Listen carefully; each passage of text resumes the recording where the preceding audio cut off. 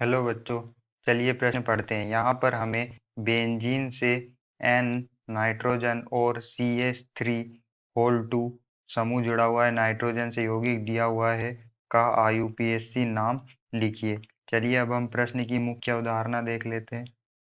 तो यहाँ पर हमारे प्रश्न की मुख्य अवधारणा क्या होगी। हमारा एक NH2 समूह होता है जिसपे एक लोन पेयर होता है। यह हमारा एक क्रियात्मक समूह होता है, यह एमीन समूह होता है। तो यहाँ पर जो हमें प्रश्न में यौगिक दिया हुआ है वो कुछ इस तरह से है। हमें जो प्रश्न में यौगिक दिया हुआ है वो नाइट्रोजन और उस एक नाइट्रोजन से दो CH3 मेथिल समूह जुड़े, और यहाँ पे जो नाइट्रोजन है इस पे लोन पेयर होगा। तो हमें इसका IUPAC नाम बताना है।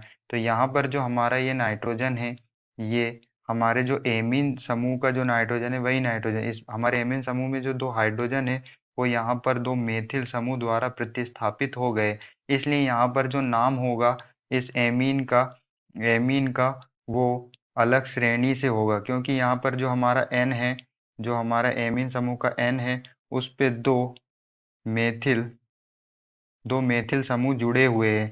इसलिए यहाँ पर इस यौगिक का जो IUPAC नाम होगा वो क्या होगा। हम इसका IUPAC नाम देख लेते हैं। तो इसके IUPAC नाम में पहले हम जो हमारा मुख्य क्रियात्मक समूह है एमीन, उससे जो CH3 मेथिल समूह जुड़े हुए हैं उनकी स्थिति के साथ उनका नाम लिखते हैं। फिर हमारे जो मेन यौगिक होता है उसका नाम लिखते हैं। तो यहाँ पर जो हमारा नाइट्रोजन है उससे दो मेथिल समूह जुड़े हुए, तो यहाँ पर इसका नाम होगा एन एन डाई मेथिल, क्योंकि यहाँ पर दो मेथिल समूह जुड़े हुए।